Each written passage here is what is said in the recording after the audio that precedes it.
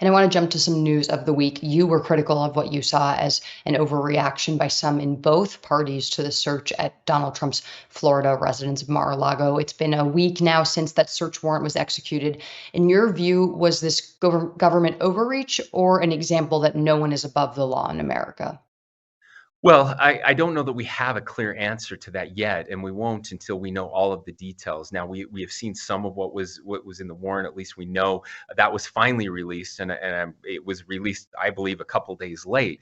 And so I have been very critical of both sides of this issue. And look, I mean, I just have to say this again because I think it's so important. First of all, this is not just like any other citizen. It's just not. As much as we would like it to be, it's not. This is a former president of the United States, and we have to live in a practical reality that this is very different. And the reaction to this was always going to be very different. And I hope the FBI and the DOJ understand that. I think they do. I mean, they've said as much. And so, while yes, if if the FBI were to come and search my home, they may not say anything publicly about it. You have to say something publicly about this, and you have to give as much information as you can from the beginning and at every stage of this investigation. You have to be a completely open book in this one.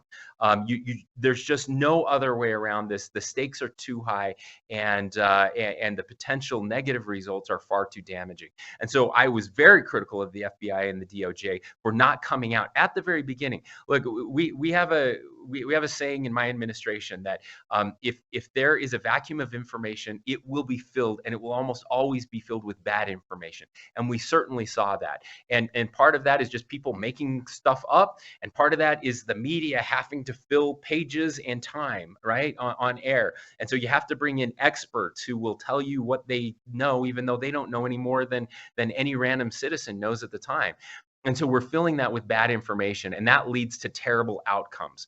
And so the DOJ and the FBI have an absolute responsibility in this case, because it is so very unique, to keep us as informed as possible, even going overboard to keep us informed. And if they have the goods, show us the goods. I mean, you have to do that. At the same time, we had people, of course, in my party and others who were trying to defend something that they have no concept about. One of the things I love about the United States of America is that we never should use our position of authority to punish our political enemies. And so the Biden administration should never use the DOJ and the FBI to punish their political enemies. By the same token, a Republican administration should not use these levers of power of law enforcement to punish our political enemies. And so anytime you have a Democrat in office, and there's a search or some sort of criminal activity related to a Republican, or criminal investigation related to a Republican, there's going to be immediate pushback, and vice versa. We've certainly seen that with Hillary Clinton. We've seen it with Hunter Biden. We've seen that pushback that's going to come. At the same time, one of the things that's great about living in the United States of America is that no one can or should be above the law. If a law was broken, then everyone should be held responsible. You don't get a pass just because you're a governor, or you're a former president of the United States. And so, again, I think we should withhold any judgment until we know what we're actually talking about. And then we should deeply scrutinize exactly what it is that's happening, because, again, this is not like any other situation, and we have to hold them to the highest possible standard.